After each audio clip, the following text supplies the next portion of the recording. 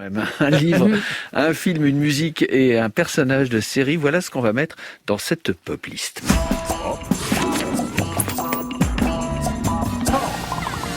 Pour le livre, Francis, vous avez choisi Blackface de Nick Tosches, le grand Nick Tosches, référence absolue, je crois, de tous ceux devenus à leur tour des références en matière de musique. Charline, Blackface, c'est qui, c'est quoi ? Le point de départ est un disque enregistré dans les années 30 sur lequel Nick Tosches tombe par hasard, un enregistrement d'un artiste dont le nom ne lui dit rien, Emmett Miller. Il se lance alors dans une quête qui va durer des années sur les traces d'Emmett Miller et il traverse ainsi l'histoire de la musique américaine. Merci. Francis, auriez-vous la gentillesse de nous en lire quelques lignes, s'il vous plaît ? Alors, Emmett venait de la tradition du ménestrel. Oui, de cette tradition ainsi nommée depuis au moins le XIIIe siècle, dans le sens archaïque et poétique de faire de la musique et des chansons. L'art des ménestrels, un mot d'ancien français du temps des ménestrels, dont la musique emplissait les châteaux et l'air, et de la poésie de l'époque de Dante. Mais bien que cette tradition américaine particulière éponyme qui remonte aux années 1940, il est étrange peut-être d'aller jusqu'à parler de tradition dans la mesure où elle ne prospéra guère que 80 ans. La simple durée d'une vie humaine. Mais au sein d'une culture à peine 3 fois plus âgée que lui, le ménestrel américain, qui en était l'émanation, dont la vie avait été la plus longue, constituait à son crépuscule une véritable tradition. Extrait du livre de Nick Tosches, Blackface, le choix de Francis Tordor en matière de livres. C'est complètement invraisemblable cette histoire de Emmett Miller. C'est complètement invraisemblable. Bon, d'une part, moi je voulais rendre hommage à Nick Tosches, qui est pour moi un des grands maîtres du métier.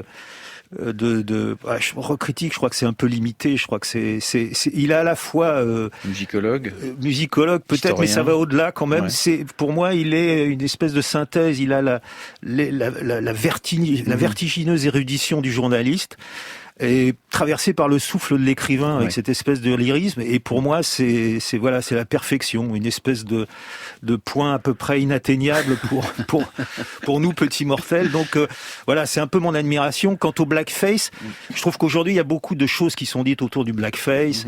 Quand Antoine Griezmann fait un blackface, c'est la honte, il est obligé de s'excuser, etc. Bon, il est évident que c'est pas du tout bien.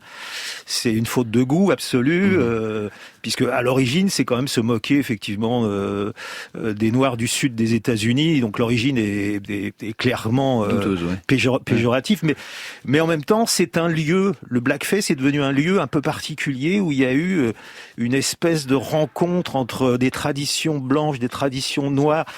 Il faut bien dire que le blackface, donc ça a été l'art des ménestrels dont parle Nick Tosches, a été véritablement à l'origine de tout ce qui s'est fait après. Le blues, le jazz, le rock, tout est passé par là. Tout vient de là. C'est un peu la source même de tout ce qui s'est fait après. Et ce qu'il faut savoir aussi, c'est un détail important, c'est qu'il y a eu aussi des Noirs qui se sont mis à faire du blackface. Absolument. Par exemple, Rufus Thomas, qui est assez connu pour avoir écrit le morceau Walking the Dog qu'ont repris les Stones par la suite. C'était quelqu'un qui montait sur scène avec en se mettant du brou de noix sur la. Donc Et donc c'était des Noirs qui imitaient des Blancs, qui imitaient des Noirs, et on est dans une espèce de pillage.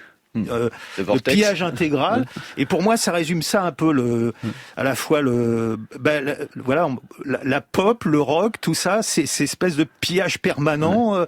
Il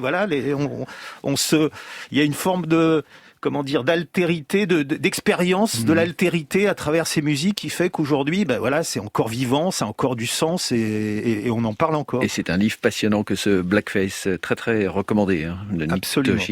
Chez Alia, chez Édition Alia. Chez Alia.